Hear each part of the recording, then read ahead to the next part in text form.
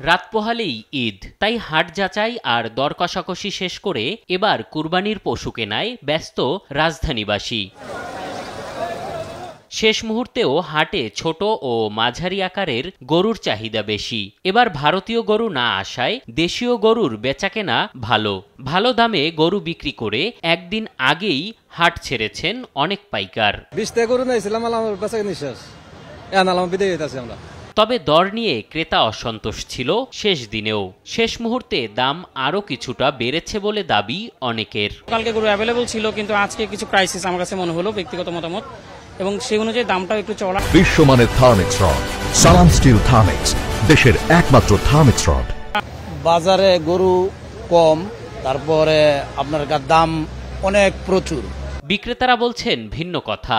বাজার শেষ দিকে হওয়ায় ন্যায্য দামে ছেড়ে দিচ্ছেন বলে দাবি তাদের। রাতে 238 দিছিল, বিক্রি করি নাই, অন বেচলাম 35, আর 3 কম বেচলাম, তো বেশি রাখলাম কই থেকে, না বেশি রাখিনি। এদিকে এবার হাটের কারণে সড়ক মহাসড়কে চলাচল বিঘ্নিত না হওয়ায় সন্তোষ জানান উপদেষ্টা আসিফ মাহমুদ সজীব ভুইয়া। রমজানের ঈদের থেকে একটু কিছু কিছু জায়গায় ট্রাফিক বেশি থাকার এবং জ্যামের খবর পাওয়া গেছে, তবে বেশিরভাগ ক্ষেত্রেই আমরা স্বস্তির খবরই পেয়েছি এখন পর্যন্ত।